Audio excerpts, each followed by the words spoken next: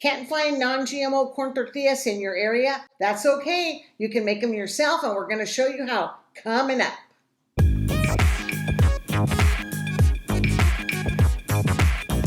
Hey, howdy folks. Raquel Castillo-Olza here with Happy Healthy People, helping you go farther and quicker in healing yourself naturally. And today we're going to show you how to make your own non-GMO corn tortillas if you can't find them in any of your stores. So what is the big deal about all this non-GMO stuff? Well, you see, corn is now one of the 12 bad foods to avoid due to it being one of the most genetically modified foods. That means it's heavily sprayed with a weed killer known as glyphosate, which is the primary weed-killing chemical in what you know as Roundup. You know, the stuff you buy at Home Depot to kill the weeds in your garden. The problem is it causes cancer. Now, who wants to eat that? Unless the corn you buy is listed as organic or the package that contains corn ingredients say USDA Organic or / Non-GMO Project, then chances are it contains the glyphosate-sprayed genetically modified corn in it. Before we get to making them, we have to have a discussion about the ingredients. First, don't use Maseca corn masa flour. This might upset some of my people. Now, before you say, What? Let me explain a few things. Maseca is the leading brand of corn masa flour used to make corn tortillas, tamales, gorditas, sopes, and other corn-related dishes. Restaurants use it. Your abuelita uses it. In most of the videos you see here on YouTube on how to make tortillas, the channel artist is using Maseca corn masa flour. It's readily available in most supermarkets, so it's easy to find, easy to buy. So, what's the big deal? Why not use the most popular brand? In doing the research for this video, we found out that Maseca has tested positive for weed killer glyphosate. Can you believe it? All this time we have been eating weed killer. You see, Maseca is under a global company called Gruma, which also houses the Mission Foods and Guerrero brand tortillas. Everyone has seen these brands in their local supermarkets, so it's not a total shock that to produce that much corn masa, this global company would use as much corn as it can get, and that includes the cheap stuff, sprayed with Roundup. We will put a link in the article in the description below. It's worth the read. So, the key to making your tortillas non-GMO is simple. Just buy organic corn masa flour. Look for the USDA Organic logo or the Non-GMO Project logo. I found 2 brands of organic corn masa in my area. But you also have to make sure you're buying the correct one because both of these brands have non-organic counterparts to them. Look at this. This brand, Masa Brosa, has this GMO counterpart in the brown bag, but this gold bag has the USDA Organic logo on it, and the organic version was only about 50 cents more at the time of this video.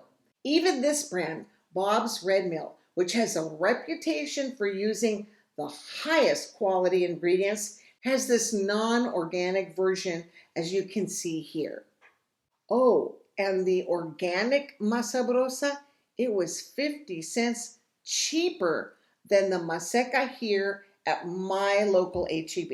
Can you believe it? All right, so let's make some corn tortillas. Here's what you're going to need. A bag of non-GMO corn masa flour, salt, about 2 cups of warm water, a tortilla press or something to flatten the dough, a comal or a frying pan. In a bowl, add about 2 cups of the corn masa and a pinch of salt and mix it together. I just use a fork. Now, begin to add the water to the masa and salt mixture. I pour in about 1.5 cups of the water at first and start to mix it all together with the fork and then switch to using my hand. If the mixture is too dry, then I add a little bit more water. If the mixture is too wet and sticky, well then I add a little bit more flour. You're trying to get a consistency where the dough is a bit moist, no longer sticky, but not too dry, where the dough would show a lot of cracks. Continue to knead the dough until there's basically no longer any dough remaining at the bottom of the bowl. Next, cover the dough with a damp towel for 20 to 30 minutes to allow it to rehydrate. After about 20 minutes, take part of the dough and roll it into a 2-inch ball. You can usually get around 9 to 12 tortillas out of the dough depending on how big or small you roll them. Now, I just happen to have a tortilla press in my garage, so I'm going to use it today. To press the tortillas, you're going to need some kind of a plastic liner. You can use wax paper, or what most people do is they cut a Ziploc type bag and into 2 large squares and use that. Before you begin, turn on your stove and bring your comal or frying pan up to a medium-high heat. You want your pan nice and hot.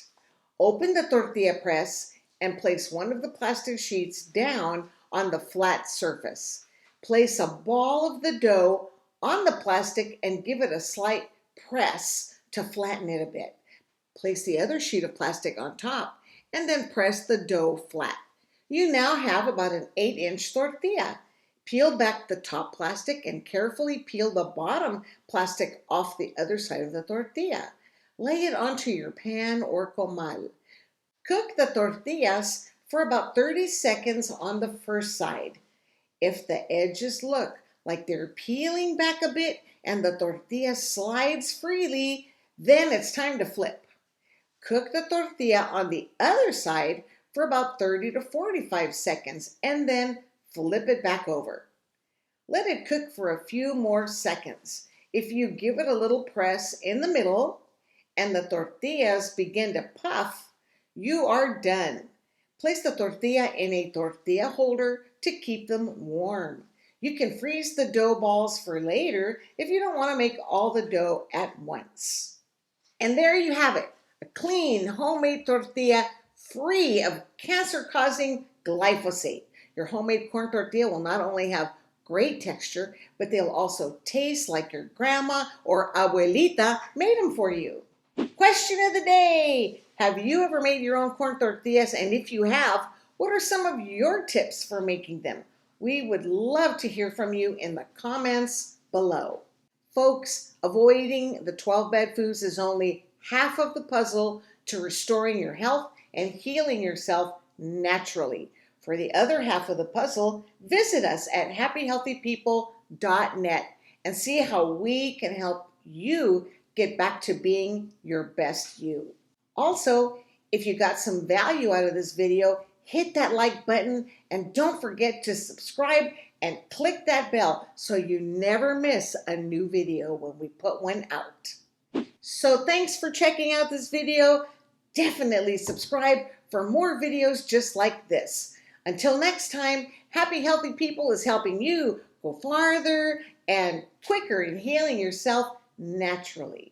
Keep moving forward and we'll talk soon.